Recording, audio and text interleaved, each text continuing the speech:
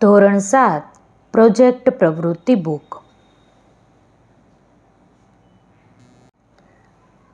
પાના number 62 project પ્રવૃત્તિ 27 ખાસ દિવસો. તમારા ઘર, શાળા અને વર્ગમાં દરેક જગ્યાએ કેલેન્ડર તો લગાવેલ જ હશે. કેટલીક જગ્યાએ દિવાલ પર લટકતું, તો કેટલીક જગ્યાએ ટેબલ પર મૂકેલ, તો કેટલીક જગ્યાએ ચિત્ર સાથેનું જોવા મળતું હશે. અહીં તમારે તે કેલેન્ડરમાંથી દર મહિનાના ઓછામાં ઓછા 3 એવા દિવસો શોધવાના છે જેની ઉજવણી વિશ્વ કક્ષાએ થતી હોય. આવા આંતરરાષ્ટ્રીય એટલે કે ઇન્ટરનેશનલ વિશેષ દિવસોની માહિતી કોષ્ટકમાં માંગ્યા મુજબ લખવાની છે. પૂરા વર્ષના આવા દિવસોની યાદી બનાવવા માટે કેલેન્ડર અને બીજા અનેક સંદર્ભ પુસ્તક કે ઇન્ટરનેટની મદદ લઈ શકાય. આ મહિનાવાર બનાવેલ યાદીના દિવસોની ઉજવણી માટે તમે શું શું કરશો તે પણ લખશો. આ યાદી બની જાય પછી તેને તમારા મિત્ર અને મિત્રના દિવસો સાથે સરખાવી વિવિધ દિવસોની યાદી ફરી તૈયાર કરશો. બાદમાં વર્ગના બધા બાળકોના નક્કી કરેલા દિવસો માસવાર આવી જાય તેવું સમૂહનું એક કેલેન્ડર બનાવી વર્ગમાં લટકાવવાનું છે. પછી દરેક માસમાં વિશેષ દિવસોની માહિતી વર્ગ અને પ્રાર્થના સંમેલનમાં આપવાની છે. કેલેન્ડર તૈયાર કરવાનું છે બધા મિત્રોએ ભેગા મળીને અને દરરોજ પ્રાર્થના સભામાં તે મુજબ કંઈક ને કંઈક આયોજન કરવાનું છે. ચાલો જોઈએ.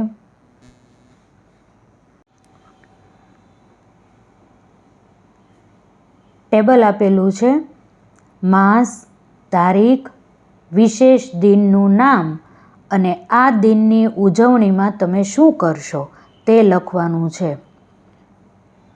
ઘણી ઓછી જગ્યા છે. મારા અક્ષર પણ તમને ખબર છે, તમને ઉકલી જાય એવા છે પણ સારા નથી.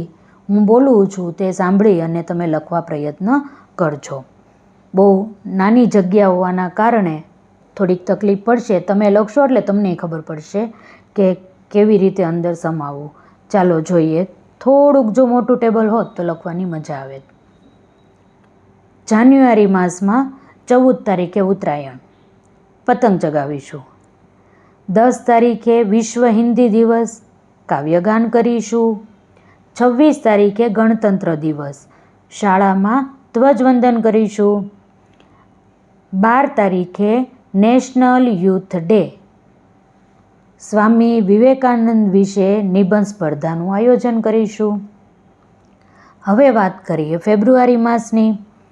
1 ફેબ્રુઆરી ઇન્ડિયન કોસ્ટ ગાર્ડ ડે, તેમાં ભારતીય નેવી વિશે માહિતી એકઠી કરીશું.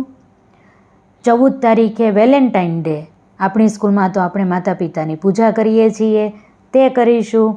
28 તારીખે રાષ્ટ્રીય વિજ્ઞાન દિવસ, આ તો આપણે ખૂબ મોટા પાયે ઉજવીએ છીએ. 6 થી 8ના તમામ પ્રયોગો કરીશું. માર્ચ મહિનામાં 3 માર્ચ વિશ્વ વન્યજીવ દિવસ, વિક્ટોરિયા પાર્કની મુલાકાત લઈશું. 20 તારીખે વિશ્વ ચકલી દિવસ, ઇકો ક્લબમાં આપણે ચકલીના માળા બાંધીએ છીએ એ કરીશું. 22 તારીખ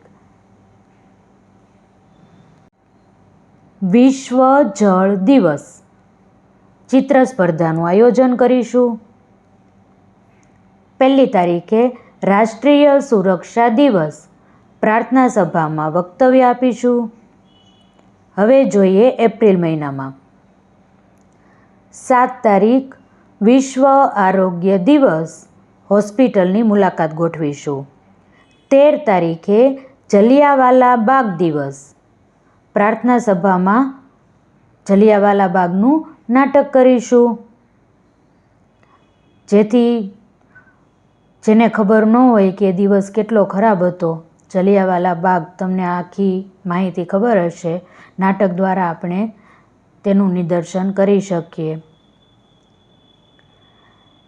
22 તારીખ પૃથ્વી દિવસ, ચિત્ર સ્પર્ધાનું આયોજન કરીશું. 23 તારીખે વિશ્વ પુસ્તક દિવસ, શાળામાં પુસ્તક પ્રદર્શન ગોઠવીશું. મે મહિનાની વાત કરીએ, 1 તારીખ ગુજરાત સ્થાપના દિવસ, પ્રાર્થના સભામાં જાણકારી આપીશું અને આપણે આ દિવસે રેલી પણ કાઢીએ છીએ, પણ તમને ખબર હશે. 8 તારીખે વિશ્વ રેડ ક્રોસ દિવસ, વક્તાને બોલાવીશું અને માહિતી મેળવશું કે વિશ્વ રેડ ક્રોસ દિવસ શા માટે ઉજવવામાં આવે છે. 15 તારીખ વિશ્વ પરિવાર દિવસ, કુટુંબ સાથે ફોટા પાડીશું. 31 તારીખે તંબાકુ નિષેધ દિવસ, પ્રાર્થના સભામાં નાટક કરીશું. તમાકુ કેવી રીતે આપણને નુકસાન કરે છે, કેન્સર લાવે છે, વ્યસન છોડવું જોઈએ, તેના નાટક આપણે કરી શકીએ. જૂન મહિનામાં 5 તારીખે વિશ્વ પર્યાવરણ દિવસ, ત્યારે આપણે વૃક્ષારોપણ કરીશું. 15 તારીખે વિશ્વ વિકલાંગ દિવસ, વિકલાંગ લોકોની મુલાકાત કરીશું. વિદ્યાનગરમાં આપણે જે વિકલાંગની આખી સ્કૂલ છે તેની આપણે 3 વખત મુલાકાત લીધી છે, તેવી રીતે આપણે ફરીથી મુલાકાત ગોઠવી શકીએ. 20 તારીખ પિતૃ દિવસ, પિતા પર નિબંધ લેખન કરીશું. 27 તારીખ વિશ્વ ડાયાબિટીસ દિવસ, નિબંધ સ્પર્ધાનું આયોજન કરીશું. જુલાઈ મહિનાની વાત કરીએ, 26 તારીખ કારગિલ વિજય દિન, દેશભક્તિ ગીત ગાનની સ્પર્ધા રાખીશું. 11 તારીખે વિશ્વ જનસંખ્યા દિવસ, પ્રાર્થના સભામાં ચર્ચા કરીશું. 1 તારીખે ચિકિત્સક દિવસ, દવાખાનાની મુલાકાતે જઈશું.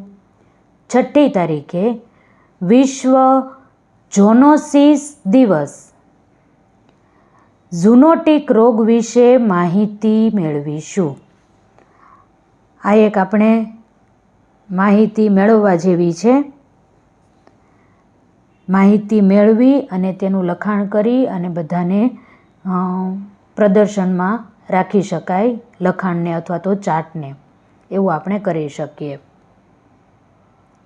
ઓગસ્ટ મહિનાની વાત કરીએ, 10 તારીખે વિશ્વ સિંહ દિવસ, સિંહના મોરા પહેરી રેલી કાઢીશું, આપણે દર વખતે કરીએ છીએ. 3 ઓગસ્ટ આંતરરાષ્ટ્રીય મિત્રતા દિવસ, મિત્રો સાથે ફરવા જઈશું. 15 તારીખ સ્વતંત્રતા દિવસ, શાળામાં ધ્વજવંદન કરીશું.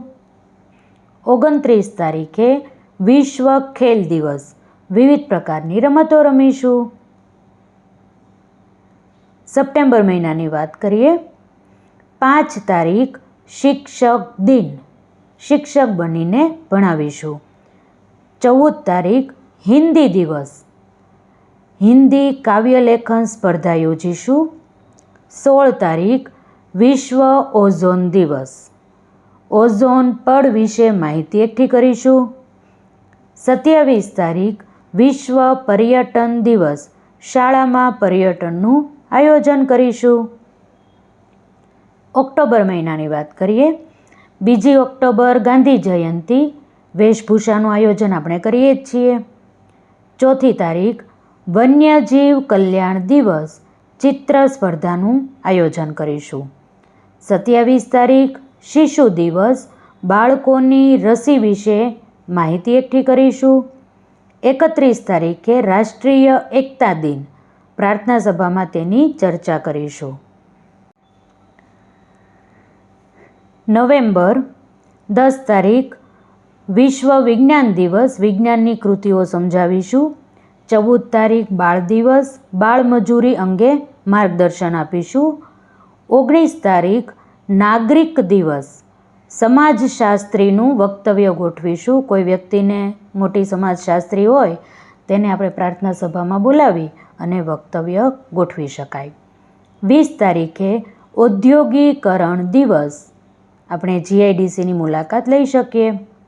ડિસેમ્બર મહિનામાં 1 ડિસેમ્બર વિશ્વ એઇડ્સ દિવસ, પ્રાર્થના સભામાં તેની જાણકારી આપણે આપી શકીએ. 7મી તારીખ સશસ્ત્ર સેના ધ્વજ દિન, નિવૃત્ત આર્મીમેનનું સન્માન કરીશું. ગયા વર્ષે આપણે આર્મીમેનને બોલાવ્યા હતા, એવી રીતે આપણે આ વર્ષે પણ બોલાવી શકીએ. 10 તારીખ માનવ અધિકાર દિવસ, પ્રાર્થના સંમેલનમાં વાંચન કરીશું માનવ અધિકારોનું. 23 તારીખે કિસાન દિવસ, ખેતરની મુલાકાત કરીશું. 4થી તારીખે નૌ સેના દિવસ, સેના માટે ફાળો ઉઘરાવીશું.